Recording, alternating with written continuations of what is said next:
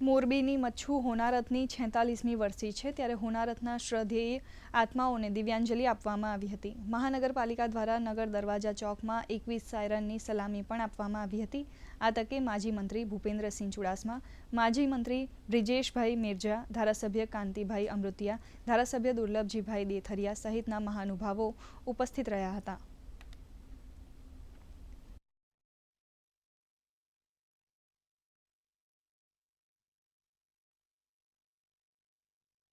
છેતાલીસ વર્ષ પહેલાં એક ગુજારી ઘટના બની.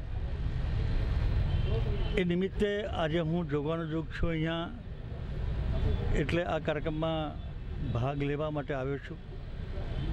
મારી પાર્ટીની મોરબીના સૌ પ્રજાજનો વતી હું ભગવાનને પ્રાર્થના કરીએ કે બધા મૃતકોના આત્માને પ્રભુ શાંતિ આપે. જે હોનારત આવ્યું ત્યારે લગભગ અહીંયા 15 ફૂટ પાણી હતું. એ રીતે 8 ફૂટ 10 ફૂટ 15 ફૂટ અને લગભગ પશુ પક્ષી અને લગભગ 4500 આપણા ભાઈઓ બહેનો જે મૃત્યુ પામ્યા હતા. અને ત્યારે એમ હતું કે મોરબી ઊભું નહીં થાય. અને સરકાર અને સંસ્થાએ જે કામ કર્યું 3 મહિનામાં જે બધું કામ કરી અને ખૂબ જ સંસ્થાએ અને સહકાર આપ્યો. એક ધારાસભ્ય એમનો પણ આભાર માનું. મોરબીના અનેક લોકો એમાં આ ખપ્પરમાં કરુણાંતિકામાં હોમાઈ ગયા.